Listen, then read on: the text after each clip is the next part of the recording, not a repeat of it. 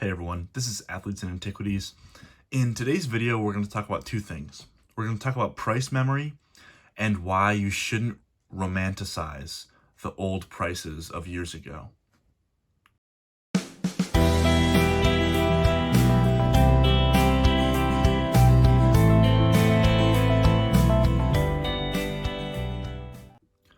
So first, I want to mention price memory. Basically, the idea of price memory is you have an idea of what something used to cost, and it kind of clouds your vision on moves to make, purchases to make in the future, because you still are holding on to that other price. And this is something that I struggle with, but everyone struggles with it for a different reason. People that came in years ago, like myself, I've been in this hobby deeply for over 10 years. It's hard to make plays with modern prices because we're so used to those things being worth so much less however many years ago. So I might miss certain opportunities because it just feels overpriced to me when there was a really good opportunity there to take if I was just more kind of aware and was able to remove my own biases. But people that came in at the peak during like the COVID boom and stuff, they also have their own form of price memory, and it can hurt them as well. Where when people came in and they saw Jungle Eevee, I know this is Dan from Catch 'em All Collectibles, this is his favorite reference, but when people came in when Jungle Eevee was selling for like over $500, even some got all the way up to $1,000. Now it might cloud their vision for today because from their perspective, they might think, oh, these cards I can get these at a discount. Like, oh, Jungle Eevee is only whatever, $150 in a PSA 10, but they don't have the context of previously to understand how overpriced those cards still are today. Like they see those highs, and now comparing it to today's a little bit settled period, some cards might seem like a good deal based off of the high, but the high was so irrational it can cloud their vision. So it's something that people got to be careful of. Everyone has to be careful of it for their own reasons, but it's something to be conscious of when you're buying something. Does it feel cheap because you're basing it off of an irrational high? Does it feel overpriced because you're basing it off of an irrational low from 5 years ago? Whatever it may be, understand that you have an internal bias and it might affect how you value a card. But another thing I want to talk in this video about is just the idea of romanticizing past prices and why it's not really helpful, and it's like people kind of misunderstand it and they just think that years ago it was some fairyland where you could buy whatever you want for pennies on the dollar, and you could complete your collection on super low budgets. And there's a thread of truth to that, but there's a context that people often miss when they do that. So I got into the hobby in about 2006 or so, and I was a child. Obviously, I was like 7 years old, and like I wasn't invested. Like I didn't have the knowledge, but I never left. I had continued collecting from that. I continued building my collection, and as I became older, once I got into middle school and high school, I started doing a lot more research.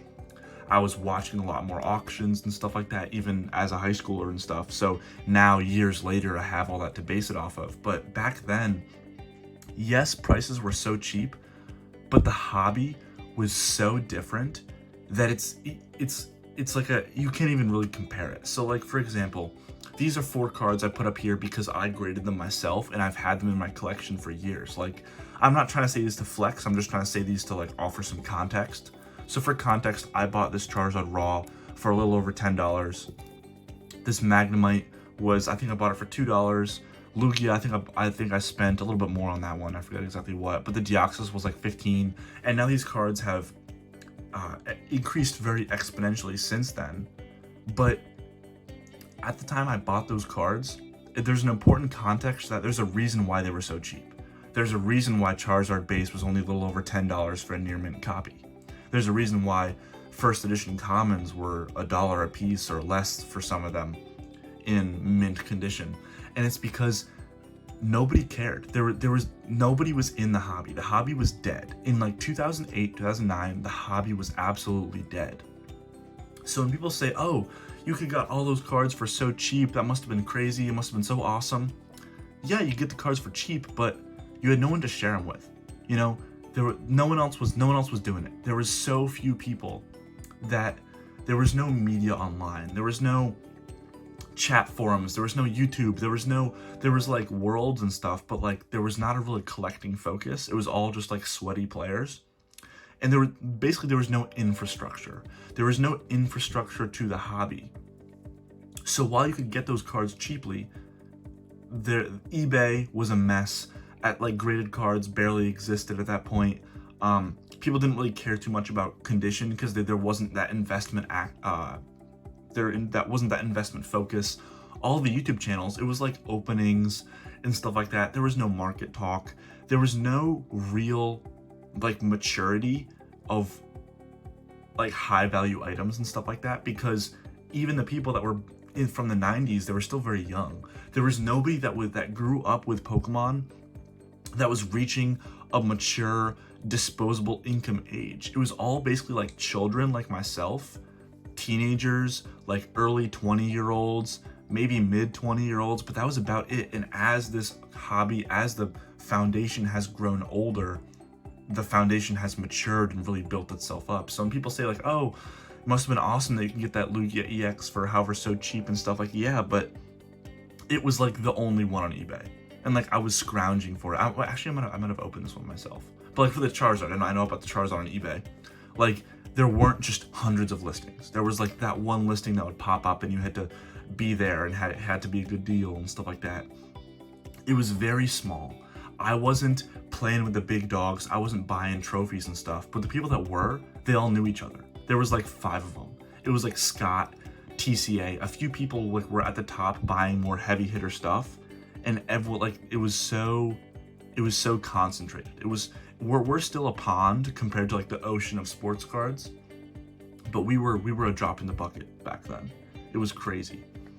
And another one thing I want to mention, just a funny point to kind of show that, is even the guys that had all the experience and the knowledge, like they were still pretty, like everyone was naive to what could happen. I remember when Skyridge Charizard sold in a PSA 10, sold for $1,000. It was the first time it broke the $1,000 barrier. It was seen as such a crazy sale that Scott Pratt, SM Pratt, made a video just about that sale. And he was basically talking about like why it was crazy how much it's increased. And this isn't to like call out him, like it wasn't like he had a lack of knowledge. It was because there was no precedent for that. Sales like that happened in like 2016, those were like the first sales on like the uptick of the Pokemon Go boom. Because before we had the COVID boom, we had the Go boom from 2016. Before that was the Gold Star boom of 2014. But like when those things were happening, those were like the first sales that people really started to say like, hey, this stuff might start doing pretty well. Like either that sale is insane and it will never reach that again, or this is kind of the start of something. Like the gravity is starting to move a little bit.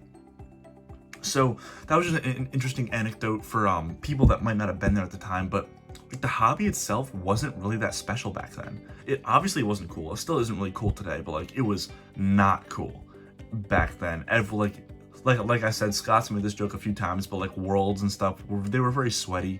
I never went to Worlds. I went to a few like lower level tournaments, like in my local area, like regionals and stuff like that, and they were pretty. It was a lot. It was not a very polished fan base, and stuff just wasn't out there.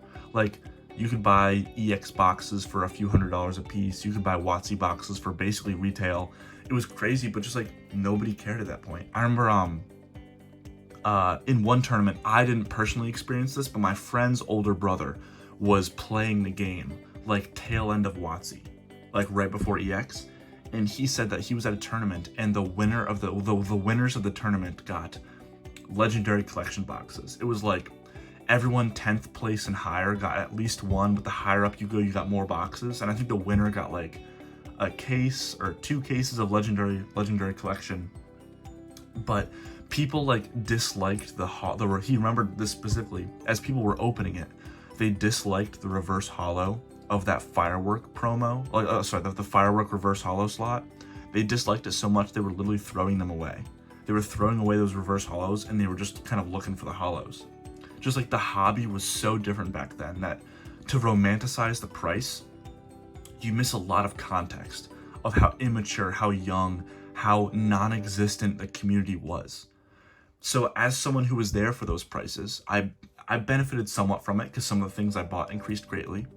But I would rather join the hobby today than join the hobby back then.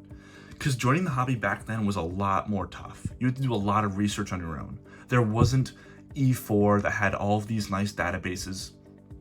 Bulbapedia was not fleshed out. A lot of this information just wasn't known. You had to dig, like some stuff, like this was still back when pre-release Raichu was considered the rarest card of all time, and it sold for like 10K at one point. It was like one of the ones like, is it real? Is it not real? Who knows? One of those kinds of things. Like the hobby was like so, you couldn't even, it doesn't even hold a candle to today. So as someone who's like just joining the hobby, it's better to join the hobby today.